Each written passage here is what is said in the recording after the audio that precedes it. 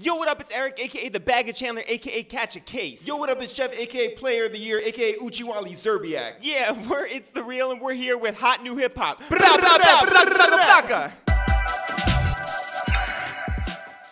The process of putting together Teddy Bear Fresh has been like the longest, toughest, hardest road because we're doing the whole job of a record label ourselves. So when it comes down to like chasing currency for his verse, for his clearance, for everything. Yeah, we're the ones that are texting him and then like retexting him and then texting him again and then texting him and then saying, hey, like you got us, and then finally he'll respond and be like, sorry, I be high. And we're like, yeah. That's you know, that is currency. That's what we want. But we got the verse. We got the verse. Our project has so many features on it. Every one is specific to that song. We have Currency and Smoke DZA on a song called Sugar High. We have Jazz Cartier, who's from Canada, who has health insurance, on a song called Blue Cross Blue Shield. Yeah. We have Bun B on a song about entourages called V-neck.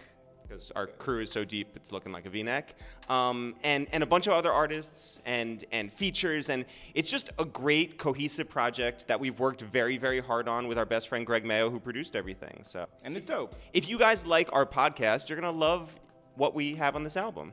Well, okay, so the way that you get people to work with us is that you do one thing with us, and then after that, everybody just sort of asks. They just sort of hang around. Yeah. You know, we've had a lot of people from Miguel to Jadakiss to Currency to, I mean, the list goes on, of people who just want to hang out. The producers, The Business, who are back in the news now that this T-Pain and Lil Wayne project leaked, because they produced they leaked it themselves. The majority of it. Yeah. But The Business, those guys asked us for, you know, every time they were in town or we were in LA or wherever it was, to come just hang out at the studio. So it just so happens that people like, you know, funny guys hanging around, and then they want to work together. And they want to work with us too. So, you know, it all works out. I would say like a lot of just really good bars, just like great bars. See, one thing that people should know about us is that we love wordplay. And we work very hard, obviously, at our AKAs every week. We pay very close attention to a lot of the tropes that you know from hip-hop. So if you've seen any of our sketches, if you liked those, you know that we love this genre, we love this business, we love the music, and we love the culture. And so we can, you know, play off certain things. Do you have a favorite line? I don't know, do you? Yeah, got your girls' legs wide, they're like Jenkos. It's a pretty good one. That's from our song Waco, because everything is so lit. Yeah. Waco. I don't know. I'm trying to think.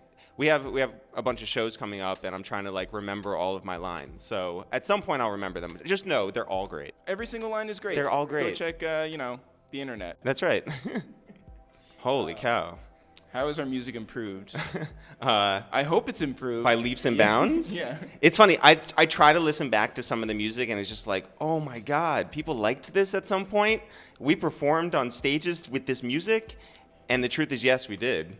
But this new project is better. We've worked harder on our lines. We've worked harder on our themes. Greg has worked harder on the music. Everything is, listen, there's a reason it took 3 years to put this project together, and it's because we really nitpick when it comes time to this this music thing. Right, like I had a line that was formerly Emeka Okafor, now it's Jaleel Okafor. You know, keeping with the times. So thank God that Okafor is a common name in basketball, because otherwise our song Metaphor would would be in tatters. Right, it'd suck.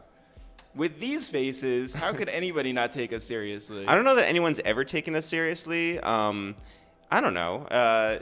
We sold out SOBs. That was pretty cool. We performed at Bonnaroo. I mean, like, yeah, we've done we sang with Stevie Wonder, or Stevie Wonder sang with us, rather. Our videos have been in, you know, rotation on MTV and Revolt. I think Vibe called us better than anything on TV. Yes. I was going to say on MTV, but, you know, take all of TV. But I think better than all of it. But I think at this point, people are just like, oh, those guys.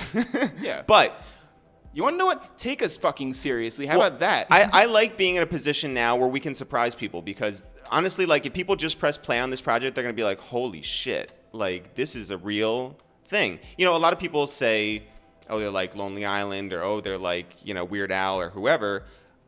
Maybe a better comparison in terms of like comedy and music, or acting and music, or, you know, being commentators in music, is like Donald Glover. You know, you can sort of like we're using the same name, obviously, It's The Real, but it is, you know, a different part of what we do. So if you take the music by itself, you'll be like, oh man, it knocks, the bars are there, and it's re-listenable. So that's... Yeah, consider it a Childish Gambino album and then press play. 10 years in, am I afraid of being a gimmick? I don't think so. Yeah. I think we've gotten past that point. I think we're good. I think what separates us from people who legitimately are gimmicks is that we live this. We go to, you know, music video shoots up on Dykeman. We go to parties down on the Lower East Side. We're a big part of this world. We've proven that over 10 years. We've had everybody over to our apartment. We've gone over to everybody's apartment. I think, so, you know. I think, too, if people listen to our conversations on the podcast, they know how much we care about all this stuff. This is not like something that's going to come and go. This isn't. We're not using this to get somewhere else. This really is us. This isn't Rappin' Rodney. This is It's The Real. Right. How did we get Just Blaze to be our DJ? First time that we met Just Blaze was what, like 8 years ago, 9 years ago? Yeah, a long time ago. I mean, we Just Blaze was the first person to introduce us to Star Wars because we had never seen it because we don't give a shit. And still don't give a shit. But, like, you know, thank you for welcoming us into your home and providing us with all of your Star Wars themed desserts. How does that answer the question of how we got him to DJ for us? Just that we have like a real relationship with him. Like, we've been to his ramen restaurant. There we go. He's come over. We're friends with his wife. Yeah. Just is a great guy. We text. He's just is one of the most grounded, decent human beings in this business, and relates to us besides Star Wars on a whole bunch of fronts. Well, so, he doesn't relate to us with Star Wars. Right. Like, we do not.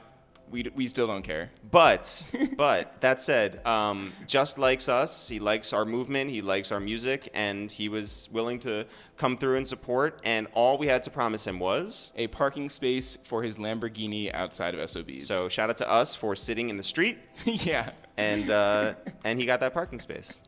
Feedback was great. Oh, it was amazing. Yeah. So Just was there.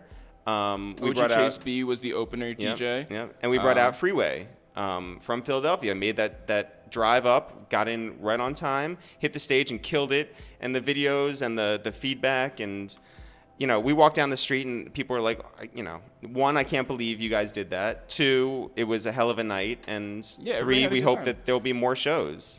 I think that it's just like, you know, we've done 8 years of content, 9 years of content on the internet for free, and 10 years now. Yeah. And that was our first paid event, and it was just like, it was a sold out event. It was awesome. What's really cool is that people from out of town who knew that they couldn't make it paid to buy tickets that we could then give to people who wouldn't otherwise be able to go to the show.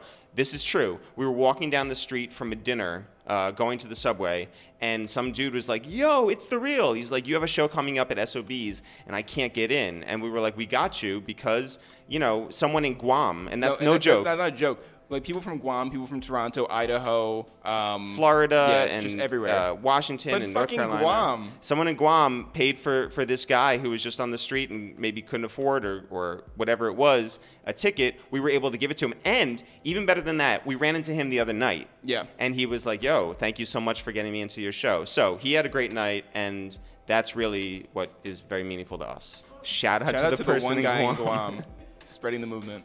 We're going to have live podcasts, which we'll be announcing soon. We're going to be having more shows, hopefully around the country, rap-wise. And just, you know, there's going to be content coming out regularly from us all the time. All the time. Like, too much content. Yeah. Or not enough. Yes, more music videos. So we've done 3 on this project. Well, I guess 2 and a lyric video on this project. Right, so but then we're doing another one. Dave Matthews Bands. Right.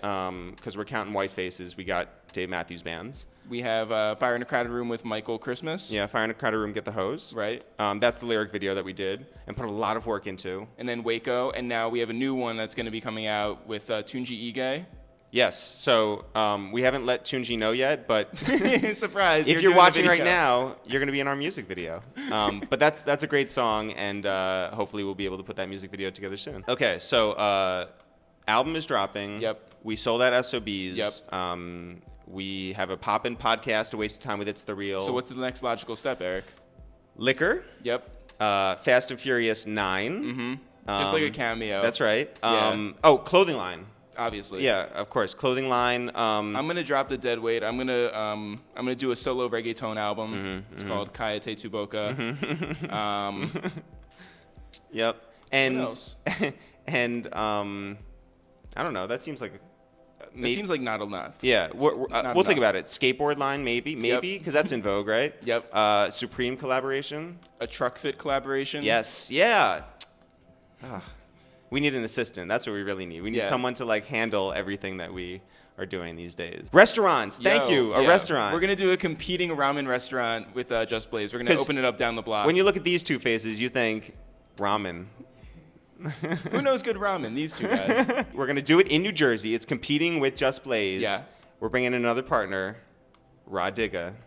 Ramen. Wow. Yeah. Coming soon. Teddy Bear Fresh on all streaming services and iTunes and Google Play, May 26th. And here's the great thing about it. It doesn't go anywhere. So you know, buy it on the first day, stream it on the second day. Like, keep it going. Music videos, music, podcasts. Whole movement. We do a lot of stuff. See you at Ramen. It's the Real. Oh, we're at It's the Real on all of your socials. Except for Snapchat because somebody took it. Right. So fuck It's the Real on Snapchat. We are It's the Real and It's the Real Eric. Yeah. The most important thing to remember is that we're not The Real. We are at It's the Real. ItsTheReal. No apostrophes, no spaces. The Real is Adrian Bailon and Tamar Braxton and... Oh, no. Well, Tamar's gone, I think. Well, so, I need to catch up on my DVR. Yeah.